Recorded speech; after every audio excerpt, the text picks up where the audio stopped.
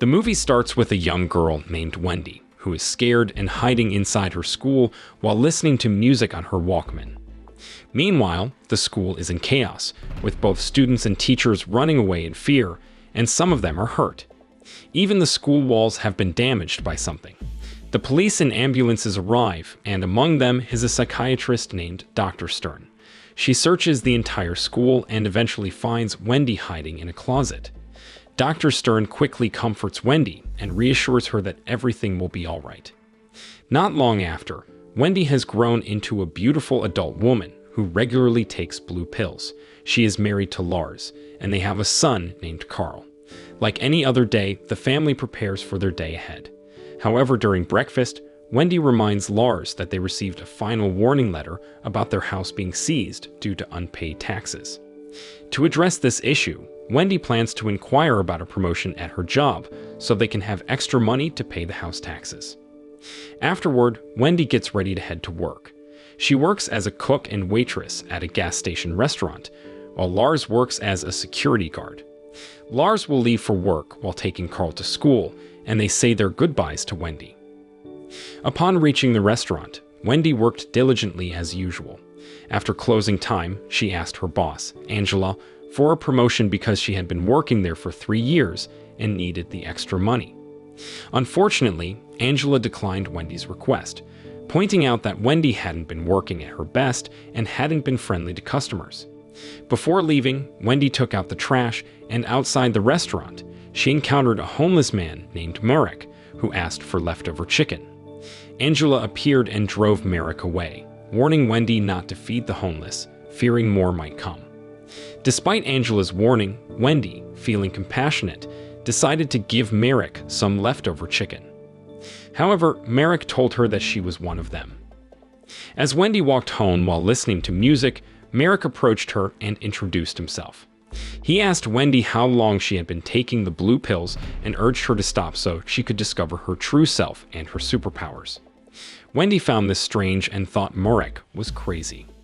However, Marek immediately demonstrated his powers by jumping over a bridge railing and landing safely after hitting a car.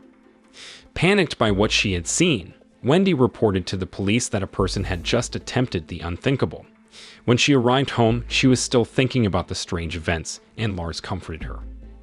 The following day, Wendy visited Dr. Stern, the person who had once saved her. She talked to Dr. Stern about how many people might be influenced by superhero movies and start believing they are superheroes themselves, leading to reckless actions like trying to fly by jumping off bridges. Dr. Stern asked Wendy why she thought this way, and Wendy simply replied that it might have been a bad dream she had the night before. Dr. Stern had been giving Wendy blue pills, but this time she gave her a higher dosage for a while. When Wendy got home, she found an eviction notice, which made her really hope for a promotion and a raise.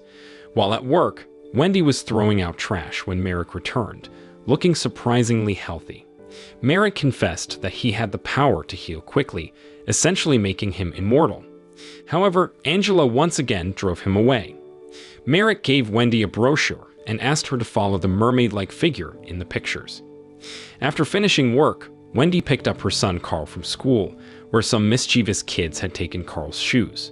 Wendy could only take Carl home. That night, Wendy intended to take the blue pills before going to bed, but she remembered Marek's words and decided to throw the pills away. This made Wendy restless, and she couldn't sleep.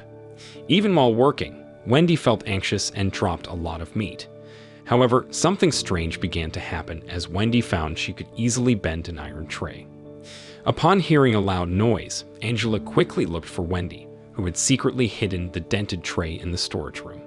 That night, when Wendy returned home from work, her colleague Elmar greeted her and invited her for a drink. However, Wendy declined because she was married and suspected Elmar had ulterior motives. On her way home, 3 men appeared and harassed Wendy, seemingly with the intention to harm her. Surprisingly, Wendy was able to easily fend off the men, leaving them terrified. When she arrived home, Wendy couldn't believe what she had just done. The next day, Dr. Stern came to the restaurant, where Wendy worked to remind her not to stop taking her medication, as it could be dangerous for herself, her family, and those close to her. However, Wendy appeared visibly anxious upon hearing this advice. Shortly after, while Wendy was in the kitchen, Angela discovered the dented tray and accused Wendy of causing the damage. Consequently, Wendy faced a salary cut, and her promotion was canceled by Angela. Wendy, who had been working hard and really needed the money, became emotional. She grew frustrated with Angela's attitude and, in a fit of anger, lifted Angela's body above her, successfully terrifying her. After this confrontation, Wendy took another look at the brochure from Merrick. After finishing work, Wendy went to the location mentioned in the brochure and followed the instructions given by the mermaid-like figure from Merrick. Eventually, she entered a room filled with photos pinned to a board. Shortly after, Merrick arrived and explained that he had been living in this abandoned place all this time, tracking Wendy's identity. Wendy asked what had truly happened to her because she could easily lift someone. Merrick explained that there were people with superpowers all over the world, and these powers had been with them since they were children. However, those in positions of power, such as officials, politicians, scientists, and even doctors like Dr. Stern, indoctrinated people with powers from a young age. They labeled them as mentally ill or crazy, including Dr. Stern herself. This indoctrination was done to control people with powers, under the pretense of helping their mental health with the blue pills, which were considered calming medication. In reality, these pills suppressed their powers because those in power were afraid of their existence and wanted to keep this secret hidden from the world. Upon hearing Merrick's claims, Wendy still found it hard to believe him. She decided to investigate further at Dr. Stern's place. When she arrived there, Wendy attempted to jump through Dr. Stern's window using the strength of her calf muscles. Her first attempt failed because she jumped too high, but on the second try, she successfully entered Dr. Stern's room. While checking some files in Dr. Stern's office, Wendy discovered that many people with powers had been identified, including her colleague Elmar. On the other hand, Elmar came from a wealthy family and had recently married a woman after his previous wife left him. He was also a passionate comic book reader. Despite his father's concerns about Elmar's directionless life and the urge to continue his education, Elmar loved his current job and argued that there were 5 billion people on Earth without a clear purpose. That night, as Elmar was about to sleep and had already taken the blue pill, Wendy suddenly appeared by jumping through his window. Wendy knew that Elmar also regularly met with Dr. Stern and asked him to stop taking the pills so that his true powers could emerge. After saying this, Wendy quickly left because Elmar had entered his room. The next morning, Wendy noticed that the mischievous kids were still bothering her son. To teach them a lesson, she destroyed their bikes. Not only that, Wendy also used her powers to move the cars of customers who often parked recklessly at the gas station and to make her job easier at the restaurant. That night, Wendy once again asked Angela for a promotion, and Angela, feeling intimidated, quickly granted Wendy the promotion.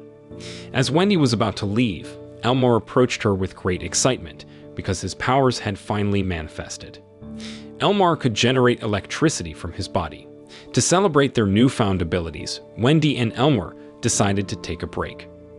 On their way, Wendy boldly broke into an ATM and took all the money inside to pay their house taxes. Afterward, they continued to chat about many things. Wendy remained puzzled about how these powers could exist within them. Elmar suggested that these powers might have a purpose, perhaps to save the world from supervillains. However, Wendy argued that the world was fine, and there were no such things as supervillains. They kept talking, got carried away, and almost kissed. Later, they both went to a club, where Wendy even fought off 5 men. When Wendy returned home, Lars asked her where she had been because she had been coming home late for the past few days.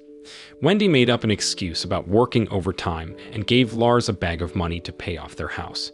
Meanwhile, at his own home, Elmar was busy trying on a new superhero costume he had bought, but it was too big for him. The next day, one of the men who had been beaten by Wendy reported to the police, claiming they had been attacked by a superpowered woman. The police officers laughed off the man's claims. Shortly after, Dr. Stern appeared and asked the man for more details about the incident. That night, Wendy invited Elmar to visit Merrick's place. Elmar demonstrated his powers to Merrick, who cautioned them to continue hiding their abilities. Merrick reminded them that if they were discovered, they would be sent to a special institution that was essentially a prison for people with superpowers. Merrick admitted that he had been imprisoned there in the past. Surprisingly, Wendy and Elmore expressed a desire to free individuals like themselves who were incarcerated there. Before long, the three of them headed to the prison. On the way, Elmore also provided Wendy and Marek with superhero costumes. Upon arrival, Wendy swiftly incapacitated a guard and tied him up. Elmore used his electrical powers to disable all the CCTV cameras. Subsequently, they headed to the detention area. However, the guard Wendy had subdued had regained consciousness and pressed the emergency button.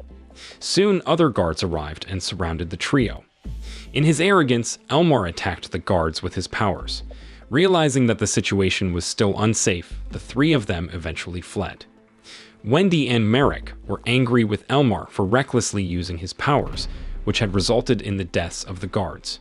Merrick claimed that Elmore was too arrogant and his behavior would cause many problems. An argument erupted, and eventually, Wendy and Merrick left Elmore behind. Upset by the argument from the previous night, Elmore immediately went to Dr. Stern.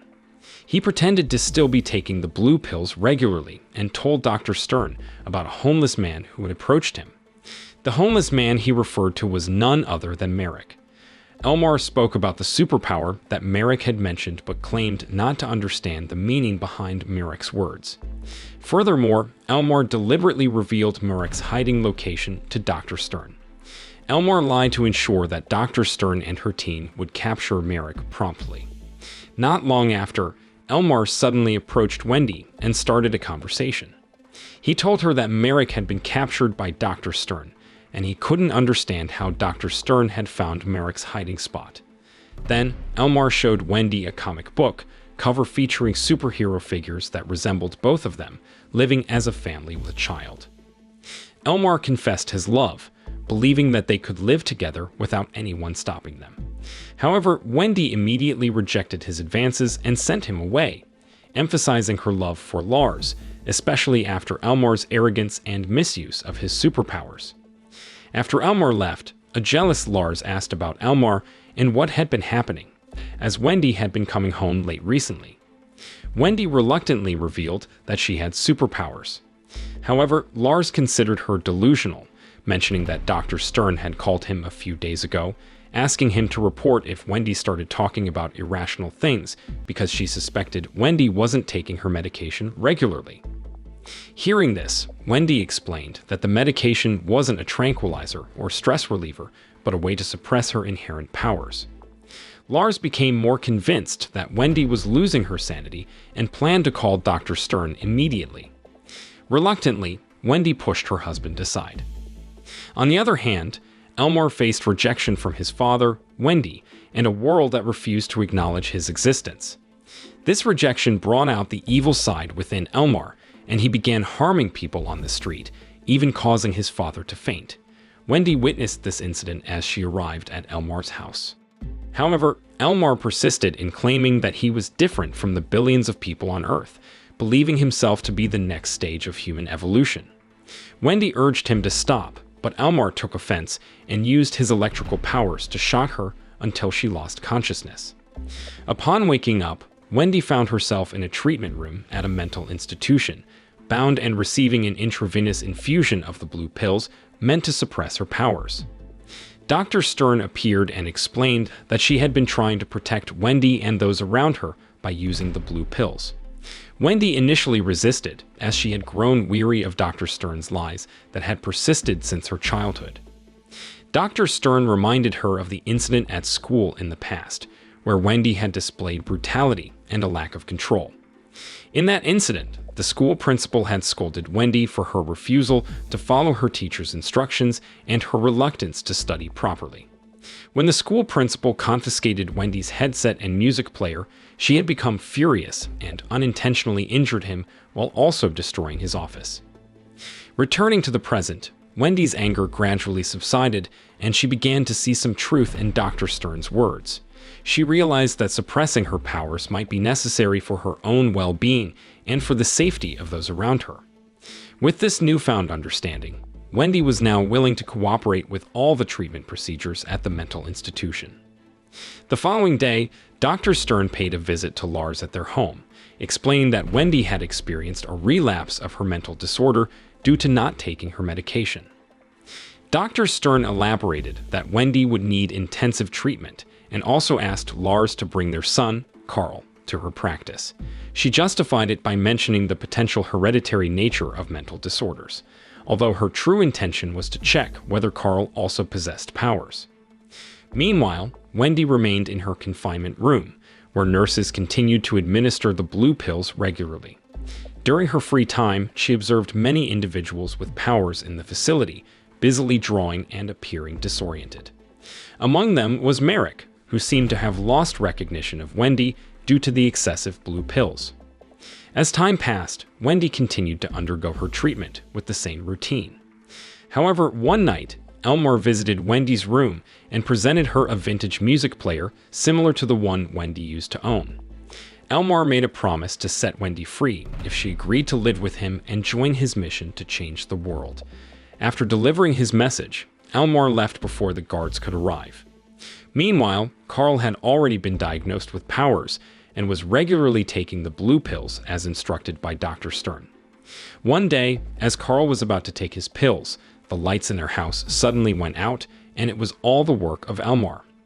Unintentionally, Elmore's actions had caused a citywide blackout, including the mental institution, leading to inmates escaping from their rooms and fleeing the building. Simultaneously, Elmore knocked on Wendy's house door, and upon seeing him, Lars immediately attacked him, suspecting Elmore of having an affair with Wendy. However, Elmore laughed it off and used his electric powers to incapacitate Lars until he passed out. Meanwhile, Wendy, who was attempting to escape the mental institution, was confronted by Dr. Stern and her team. Unfortunately, Wendy still couldn't use her powers due to the lingering effects of the medication. Fortunately, Merrick arrived to help, but he too was still under the influence of the drugs and couldn't use his powers. He eventually succumbed to gunshot wounds, but before passing away, expressed his desire to reunite with his deceased wife and child. He urged Wendy to tell other powered individuals that they deserved to live freely. Wendy rushed back to her house and found Elmore in conversation with her son, Carl, with Lars tied up in the bathroom. Elmore threatened to harm Carl if Wendy continued to reject his offer to live with him. Wendy's powers had returned, but she struggled to attack Elmore, who possessed electric powers. In a moment of resourcefulness, Lars managed to free himself and provided Wendy with rubber gloves to protect her from Elmore's electric abilities. Eventually, Wendy successfully threw Elmore into a pool, causing his own electric powers to backfire on himself. Wendy was filled with joy as she reunited with her family. However, she had to make a difficult choice and leave her husband, Lars, and her son, Carl, behind. Wendy knew that Dr. Stern would continue to pursue her, and she couldn't risk putting her family in danger. Her fears were soon realized when Dr. Stern and her men surrounded Wendy's house. Fortunately, Wendy had already escaped the scene, leaving behind an unconscious and severely burned Elmore. Wendy now understood that powerful individuals like Dr. Stern and others had pretended that their powers were too dangerous, but in reality, they were afraid of these abilities. Wendy had found a new place to hide and occasionally watched her family from afar. Her mission had changed. She was determined to locate other powered individuals scattered across the world and let them know that they weren't crazy. They deserved to live freely and use their powers to help those in need. And with that, the film came to an end. Moral lesson from the story: sometimes taking too many blue pills can make you lose your superpowers, but it's better to be super in your own way than to shock yourself in the end.